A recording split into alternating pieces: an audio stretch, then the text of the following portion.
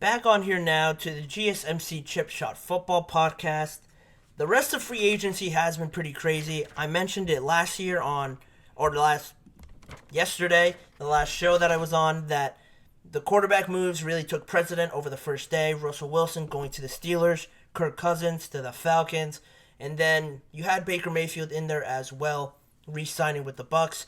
All of that took precedent over a lot of deals that are very interesting that took place, and a lot of money thrown around to these players. So before I jump into that, I want to remind you guys one last time, if you have any questions, want to engage with the show, any comments, to please use the tip and donations link running across the ticker below me.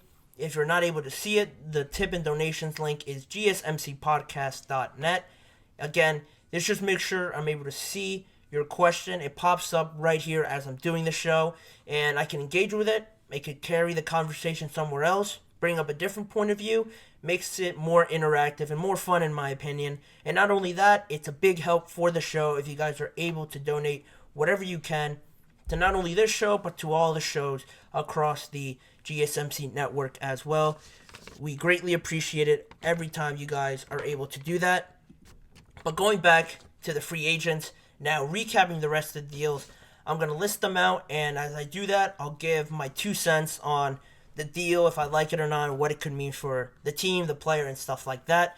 Starting off with one of the biggest deals in terms of money thrown around, Christian Wilkins signs with the Las Vegas Raiders, a 4-year deal worth $110 million, $27.5 million per year, and $84.75 million guaranteed to Christian Wilkins. I wasn't expecting him to go to the Raiders, quite honestly. I heard a lot of things about the 49ers potentially, but they were kind of restricted with the cap and trying to figure out what to do with all their pass rushers. They had to release Arik Armstead because of it. So they were thrown around, but I never really took them serious. Then you had the Houston Texans, who also have a lot of money to throw around. Not very strong at the defensive tackle position. But, Christian Wilkins ends up going with the Raiders. I'm sure they were knocking on his door right away, and they were able to reel him into Las Vegas. And now he forms one of the deadliest duos, most impactful duos, I think, in my opinion, in the league, with Max Crosby on the edge. Not only are they going to be very productive, but honestly for all of us, it's going to be very entertaining.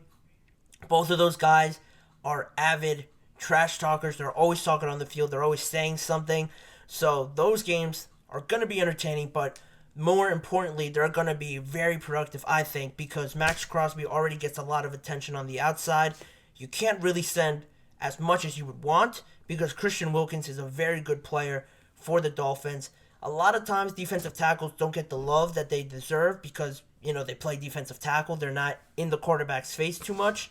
But Christian Wilkins has been a pillar for the Dolphins in their defense.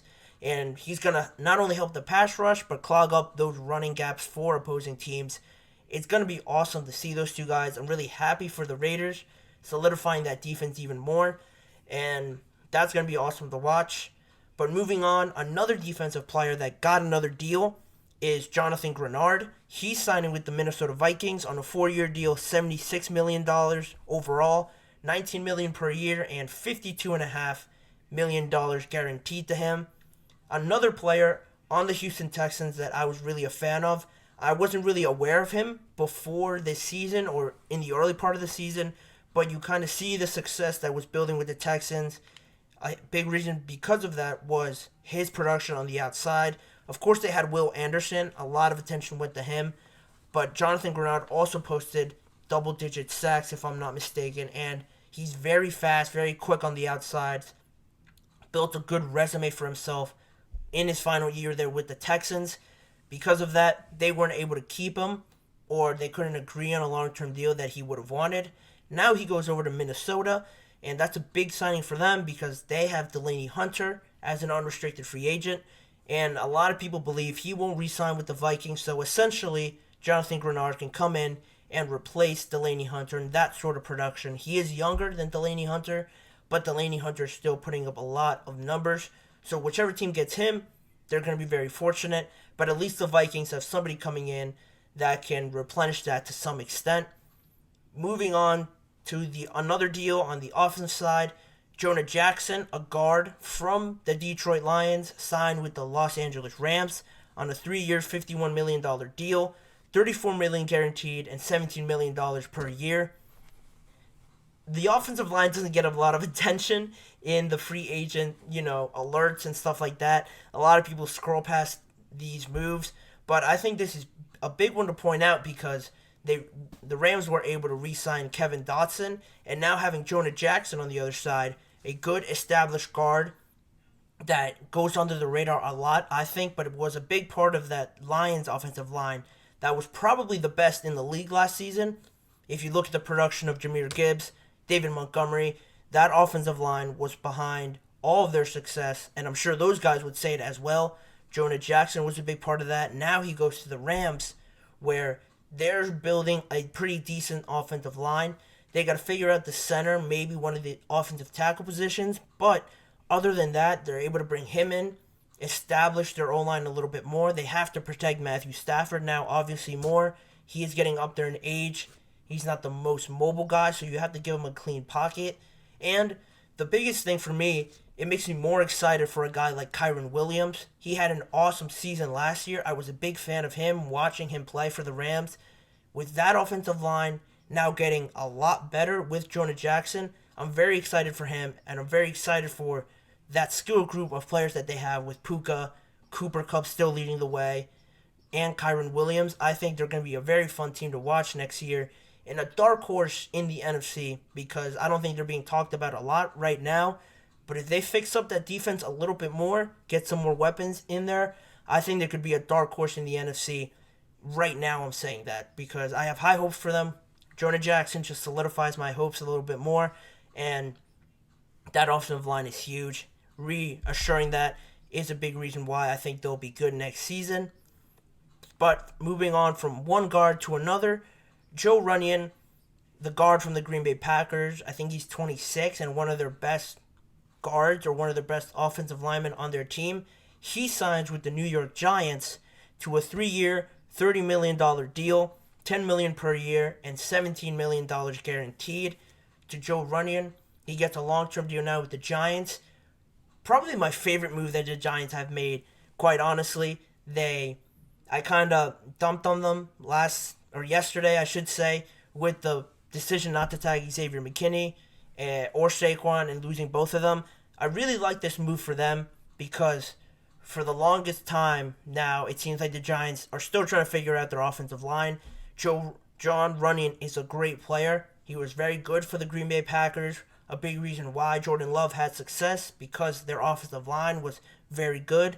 Now one of their players moves to the Giants, and he's without a doubt going to upgrade that offensive line. Regardless of who's running the ball, it's going to be Devin Singletary, probably, if I were to guess, because he did sign there. And I don't anticipate them finding somebody else to take carries away from him. So they're going to help him a lot with the addition of John Runyan. Whoever's at quarterback, again, it's another question if it's going to be Daniel Jones.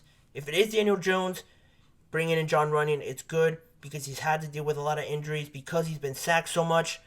Most likely that's going to go down with John Runyan there. Or if it's another quarterback, a rookie quarterback, solidifying that offensive line obviously is good for their development and getting them protected as well. So the best move the Giants have made, big fan of this one. They still got a lot of work to do.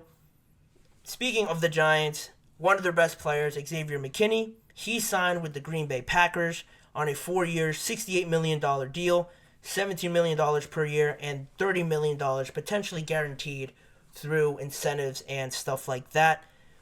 Big signing for the Green Bay Packers because they lost one of their safeties, Darnell Savage. He went down to Jacksonville, and now essentially you could argue you get a better player back.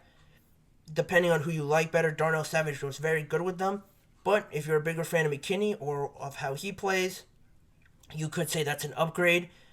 I see them pretty much as equal. And for what you're getting with McKinney, I think that's a fair deal to give him. To solidify that secondary with Jair Alexander there, now you add Xavier McKinney, and maybe you can find a better number 2 But other than that, defensively, they're very solid with Rashawn Gary, Kenny Clark still there, Quay Walker in at linebacker. You could find another linebacker to be his partner in the middle of that defense, but overall, they were pretty good last year in as a defense overall. They got even better, potentially, if you think he's better, with Xavier McKinney. I'm pretty sure they're still going to try and bolster that defense a little bit more, but this was a good signing for them to immediately get a replacement for Darnell Savage. And now, offensively, I mentioned yesterday with Josh Jacobs, he signed with them. If you think he's better than Aaron Jones, could have upgraded their offense. Two solid moves for the Packers to make sure they didn't get worse. And I like this. I'm a big fan of Xavier McKinney. I think he's going to do great things with them. Moving on, sticking with the Giants still, Brian Burns got traded to the Giants in a shocking move because he was franchise tagged with the Carolina Panthers. The Giants were able to work out a deal with them. They weren't able to get a first-round pick, which is another knock on the Panthers for not getting a first-round pick for either Christian McCaffrey or Brian Burns. But regardless, the trade happened, and the Giants extended Brian Burns to a 5-year, $141 million deal with $87.5 million guaranteed. The Giants, focusing in on assuring the trenches, signed John Runyon. Now they get Brian Burns to pair up with Dexter Lawrence and Kayvon Thibodeau. I like the move. It's good defensive-wise. Their defense might be improved depending on how you see this addition. Their secondary is not very good after losing Xavier McKinney. They have Deonte Banks, but he's going to be in his second year. I like this move, just fixing the defensive line, improving that. I'm a big fan of it. But again, they're still in a weird spot where they don't know who their quarterback is going to be, who their skill position players are going to be, how good are they going to be with this defense and offensive line. So, it's good for the future, just upgrading the defensive line to really not make you really bad. But again, it was a shocking move, but it was a good move for the Giants overall. Moving on to some other deals here. Jordan Brooks signed with the Miami Dolphins, 3-year deal, $26.25 million overall. They bring him in to replace Alex Van Ginkel, who went over to the Minnesota Vikings. So a good replacement there. Jordan Brooks was very good with the Seattle Seahawks, so I like the Dolphins addressing that need right away. Another inside linebacker, Azeez Al-Shaair. Big fan of him. He signed with the Houston Texans. He signed with the Houston Texans from the Tennessee Titans on a 3-year deal, $34 million overall. Again, addressing it right away because their linebacker, Blake Cashman, signed with the Vikings as well. So they bring in Azeez Al-Shaair, a good player for the Titans last year, comes over to the Houston Texans and immediately replaces Blake Cashman, keeping that defense pretty whole and pretty good overall. Then Jordan Hicks signed with the Cleveland Browns, 2-year deal, $8 million, because Anthony Walker, the old Browns inside linebacker, signed with the Dolphins, I want to say. I'm almost certain it was with the Dolphins. I could be wrong. It was just a short-term deal. That one, just a 1-year deal. But he's gone, so Jordan Hicks comes in to replace him from the Minnesota Vikings. Arguably their best inside linebacker, so the Browns are getting a good player in Hicks. I mentioned this deal a few days ago. Jacoby Brissett signs with the Patriots on a 1-year deal.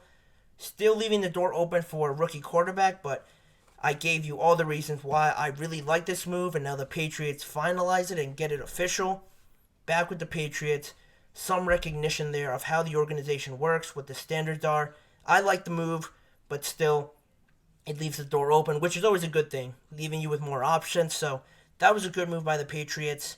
And just to round it all off, before this, or earlier in the day, Joe Mixon was set to be released by the Bengals, but instead they went back on that and they traded Joe Mixon to the Houston Texans instead of being released, and the Bengals right after that signed Zach Moss to a 2-year deal, $8 million.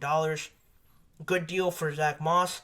Good value, I think, for the Texans because Joe Mixon wasn't worth the money that they owed him, I guess is what they were thinking. And now he moves to the Texans. The Texans, after missing out on Saquon and Derrick Henry and all the other running backs, get a good value for Joe Mixon, who's a good player, was a good player for the Bengals, and I think he is a candidate to really break out and have crazy numbers next year in a high-powered offense with the Texans, with C.J. Stroud, Tank Dell, Nico Collins, and all the other guys. I really like that move for the Texans. And the last one I wanted to mention is the Falcons signing Darnell Mooney. A 3-year deal, $39 million, $26 million guaranteed. Adding some more help to Kirk Cousins. Darnell Mooney is a very good wide receiver. He's going to be there to complement Drake London on the other side. Good on the deep ball, good on the intermediate routes. I really like the signing for not only the Falcons, but for Darnell Mooney as well. He goes into a better situation where he might not get a lot of attention and he'll prosper more because of that. The Falcons continue to add to their offense. Really exciting for the Falcons and for all those other teams that I mentioned there.